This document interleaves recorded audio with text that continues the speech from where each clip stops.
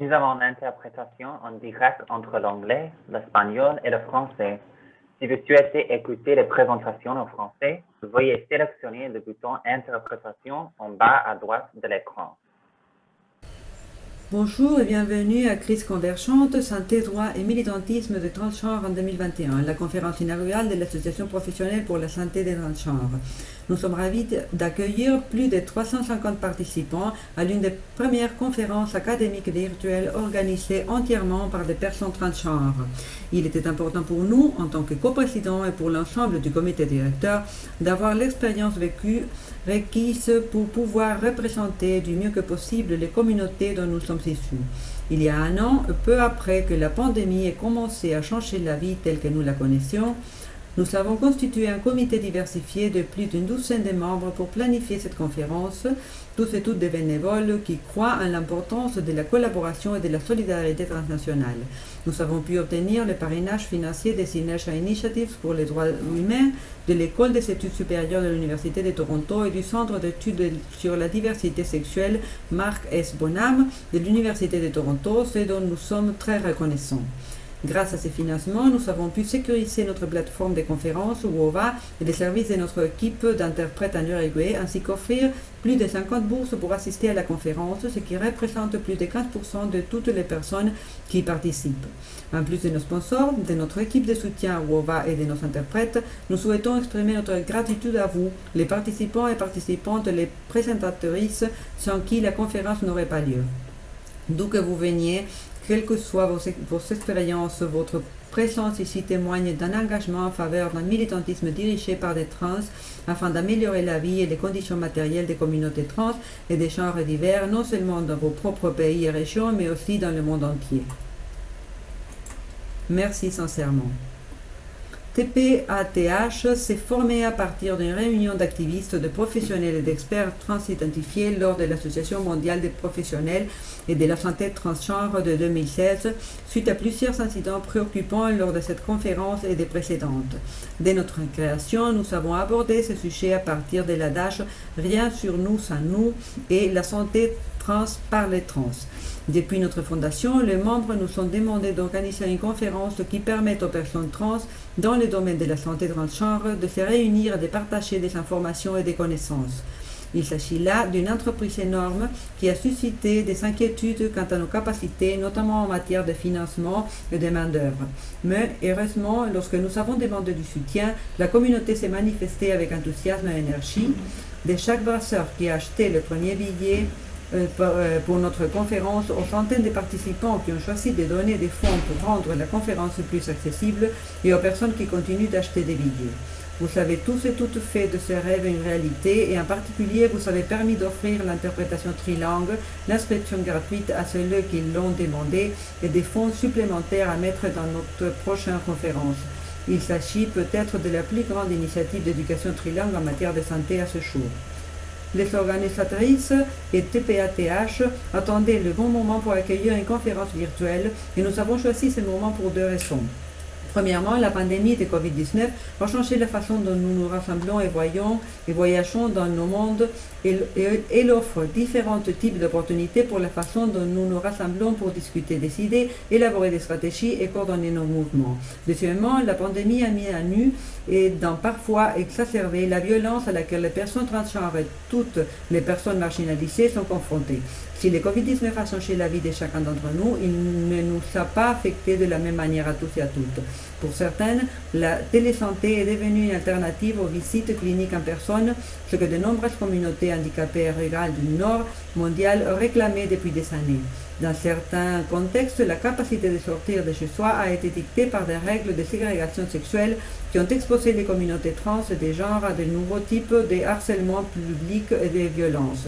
De plus, la concentration des vaccins dans le Nord a accentué les contradictions de toutes sortes de colonialisme et de nombreuses personnes trans se retrouvent dans la ligne de mire des paysages politiques extractionnistes. En même temps, certaines communautés transgenres ont fait des progrès vers la réalisation, la promotion et la protection de leurs droits humains et civils, même pendant cette pandémie. Dans le domaine législatif, par exemple, l'Argentine a adopté un projet de loi qui crée un quota de 1% d'emplois gouvernementaux pour les personnes trans et prévoit des incitations pour les entreprises qui embauchent des personnes trans. Sur le plan des données, le Canada, l'Angleterre, les Pays de Galles et l'Inde tentent de dénombrer les personnes trans dans les recensements, ce qui représente un pas vers la production des données cruciales sur la communauté trans qui sont souvent ignorées par les gouvernements nationaux et exclues des statistiques vitales. D'autres communautés ont été confrontées à des tentatives de faire disparaître la transidentité par voie législative. Aux États-Unis, plus de 110 projets de loi anti-trans ont été proposés dans les législatures des États, visant principalement les jeunes trans, leur accès aux soins de santé et leur capacité à faire du sport, tandis qu'en Hongrie, l'article 33 du projet de loi Omnibus de 2020 a mis fin à la reconnaissance légale de l'identité des genres pour les personnes trans et intersexuées et a déclenché la campagne Drop 33. Dans ce contexte compliqué, nous avons choisi d'organiser cette conférence dans l'espoir de pouvoir documenter ce qui se passe au sein des communautés trans dans différentes parties du monde, mais aussi réfléchir ensemble à la manière de faire face collectivement à ces défis et d'aller de l'avant en étant solidaires les uns des autres. À cette fin, vous entendrez des dizaines de personnes chercheuses, défendeuses, d'activistes et de dirigeants discuter des besoins exprimés par les communautés trans dans divers contextes géographiques et socio-juridiques. Vous les entendrez proposer des solutions aux problèmes auxquels sont confrontées les personnes trans sur le plan du genre. Et, ce qui peut être le plus important, nous reverrons ensemble la manière de mettre en commun nos compétences et nos connaissances afin de prendre soin les uns des autres au-delà des frontières et de nos diverses réalités vécues. Nous nous réjouissons de ce que nous pourrons construire ensemble. Maintenant que nous avons décrit l'esprit de la conférence, il y a quelques points à noter concernant la logistique. Nous aurons une interprétation simultanée et un relais en français, anglais et espagnol. L'interprétation relais signifie que parfois un interprète devra attendre d'entendre une traduction initiale dans une langue avant de pouvoir l'interpréter dans la langue dans laquelle elle travaille. Cela signifie qu'il peut y avoir des retards entre les langues, alors soyez patients. Pour les présentatrices, nous vous demandons de parler à un rythme lent et régulier afin que les interprètes aient le temps de traduire ce que vous dites et que tout le monde puisse suivre. Si vous voyez les interprètes faire des signes de la main ou utiliser les fonctions de Zoom pour vous dire de ralentir, veuillez suivre les indications afin de garantir une conférence aussi accessible que possible. Lorsque vous cliquez sur les liens pour entrer dans une salle de Zoom pour un panel, vous aurez la possibilité de choisir le canal linguistique à écouter selon vos préférences. Nous aurons également un sous-titrage automatique en anglais. Dans cette option, nous vous proposons également les notes d'accessibilité suivantes. Lorsque vous parlez, veillez à ce que votre bouche soit visible à tout moment. De nombreuses personnes ont des difficultés auditives ou sensorielles qui rendent la lecture labiale importante. Comme indiqué, parlez lentement et clairement. Cela aidera les participants et les interprètes. Réduisez au minimum le bruit de fond et transmettez dans un endroit calme. Terminez votre présentation à l'heure. Les pauses sont essentielles pour les personnes ayant des besoins d'accessibilité. Les sessions se termineront strictement à l'heure. Si vous avez des questions que vous n'avez pas pu poser, vous pouvez toujours les poser via la plateforme de la conférence. Pensez à télécharger vos supports de présentation, documents, etc. sur la plateforme avant votre intervention afin que les personnes qui participent puissent les consulter à l'avance. Les programmes sur Whova peuvent être modifiés pour refléter votre fuseau horaire, mais dans les matériels promotionnels, les programmes et les autres documents, les heures indiquées seront de Montevideo, c'est-à-dire chez MT-3. Il convient de noter que nous avons choisi de ne pas inclure des panels simultanés, donc vous n'aurez jamais à choisir entre deux panels. Il vous suffit de décider si vous voulez assister à ce qui se passe pendant les créneaux horaires en cours ou non. Avec l'accord des présentatrices et dans le respect de la vie privée, les présentations seront rendues publiques sur notre chaîne YouTube, à annoncer ultérieurement.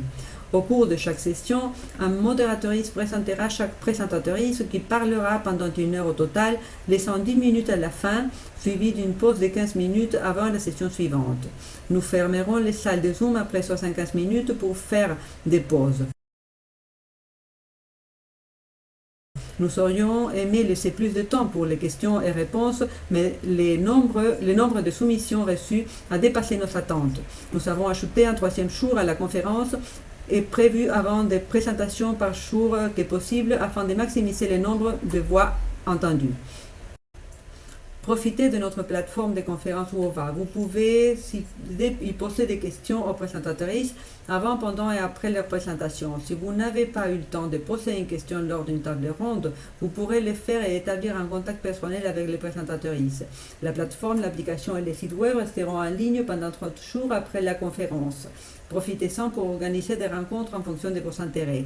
Vous pouvez envoyer des messages privés à d'autres participants et fixer des heures de rencontres et de réseautage directement sur la plateforme Wova. Vous pouvez visiter l'espace galerie où vous trouverez des affiches de serveurs vidéo et multimédia.